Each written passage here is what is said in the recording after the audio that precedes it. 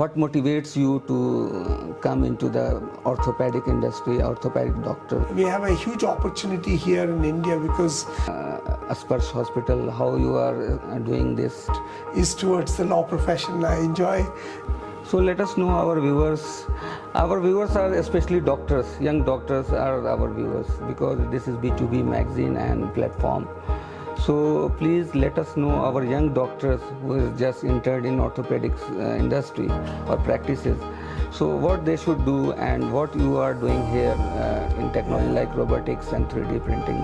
No, it's the young orthopedic surgeons. I want to tell you there's a bright, beautiful future waiting ahead of you. I think you need to have the right attitude. You're qualified, you've worked hard, and I think we need to move with times. And one needs to understand that technology will give us precision and ability to do things at scale, and we have to embrace technology. Technology is a great support for our practice and the way we deliver healthcare. It will make our practices more predictable, and it engages the patient in the right way, and we can deliver so much more.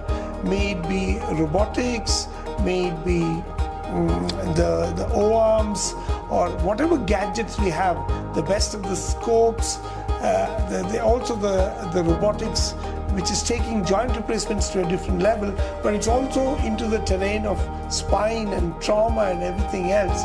So I think we have to use technology as a big aid to further ourselves in the profession. And please think big. Don't think of you and your area around.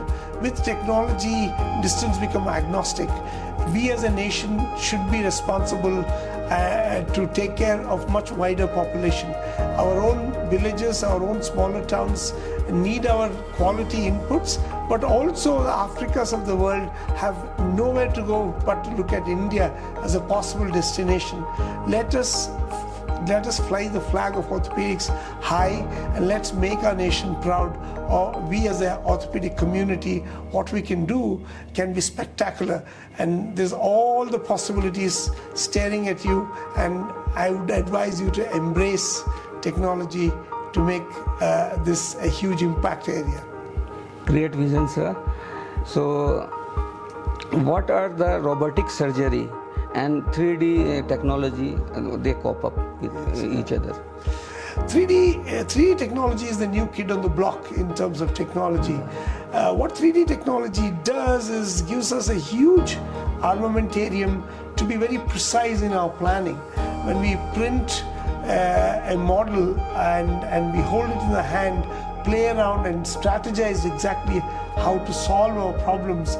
And orthopedics is a lot of carpentry, as you know, and to make our lines and accuracies and how we approach and how we do things, it's great help to have 3D models.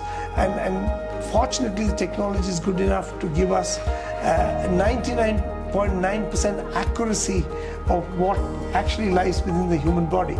And this gives us an ability to pre-plan and execute that plan, that very plan, when we operate. Just this morning I operated on a case. Normally it would take 2.5 hours to 3 hours to do that, but we had a 3D printed model. We rehearsed the planning last evening, and this morning when I went to the operation theatre at 7:30, we just had to execute that plan. And it took all of an hour and a half for me to finish a complex revision hip replacement surgery. And that is the power of 3D. And quite often robotic gives you the precision to be able to execute consistently. What I like about technology is it's a great leveler. The young orthopedic surgeons can play the game as good as an experienced one. For me, that's the biggest gain of technology, because it's difficult to think that you're consistent and good only after 30 years of practice. If you can be good in your second year, third year of practice, and that's what this world needs. Consistent, predictable, well-rehearsed, good decisions. I give this example all the time. So we never doubt a pilot will land the plane well because he's got a lot of gadgets which will assist him in landing.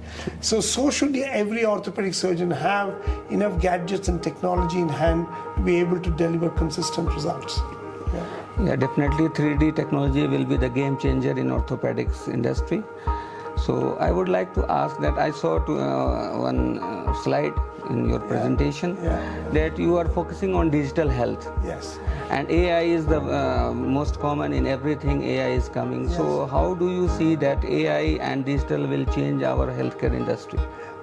In a very big way, because I think digital health is the mantra. So I keep saying it's no more anecdotal medicine or evidence-based medicine, it's data-based medicine. Data, you can have great data by collecting and putting in everything with accuracy. So when we put all the data together, this data analytics become a huge weapon for the future programs and what we do and how we do. So when we digitalize everything, it gives an enormous power to derive inferences from the digital data we have. So what it does is invariably it turns into an AI and a machine learning which will drop down algorithms out of this whole data and makes our decision-making process much easier, and also decision-making process which become much more accurate, and that's the best way to go forward. So I think digital health is a segue for precision health and customized health for people, and it is a way forward because the world needs scale to address the healthcare problems.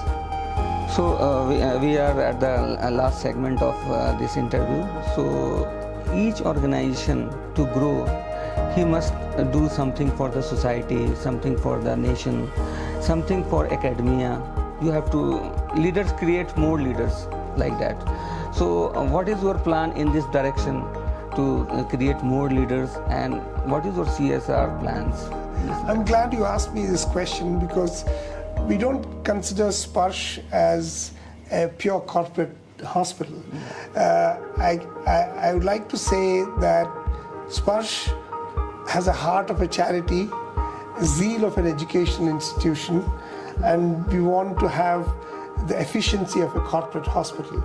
So somebody told me you have to be one of the two. I said, no, I want to be all three. Because I think for an organization to last long and last beyond you, it needs to have its character. And I think character is built by sharing knowledge, by being caring for the society and the community you live in.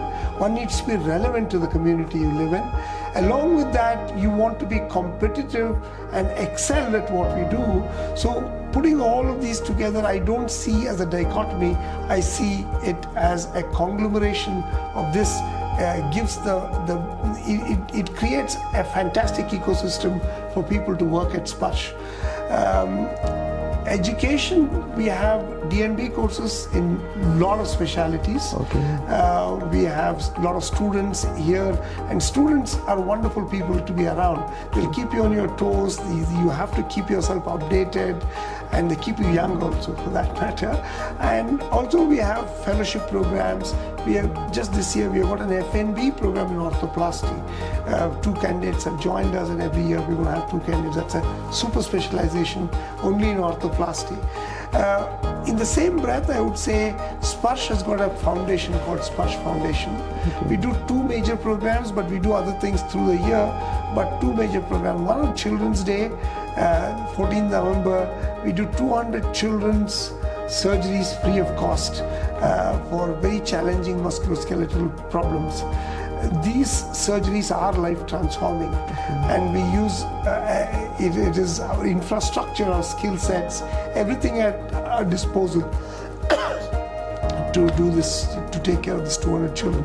Similarly, we do a Teachers' Day program, 5th September. We operate on 100 retired teachers, especially from the rural India.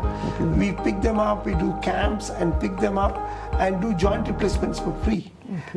So these two are our flagship program. One is called Sparsh Vachana for children, the promise of a better life.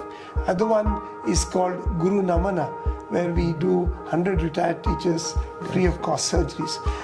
This is very close to my heart, and that really is the soft underbelly of our organization, where each one of them working in our organizations feel good and feel enthusiastic to do this selfless service. And for us, the most celebrated week are these 2 weeks in the year's calendar. And that's what we do. Of course, we want to be competitive. Of course, we have the best of the skill sets, and we hire top-class talent globally. One of the big ambition for us is if anything can be done anywhere in the world, it should be possible to do that at Sparsh. A patient in Sparsh should feel as safe as anywhere in the world, and that is what we want to achieve and hone our skills to be able to deliver that. Thank you so much, Doctor, talking to us with MedGet Today TV Digital. Thank you so much. Thank you so much for having me on this show.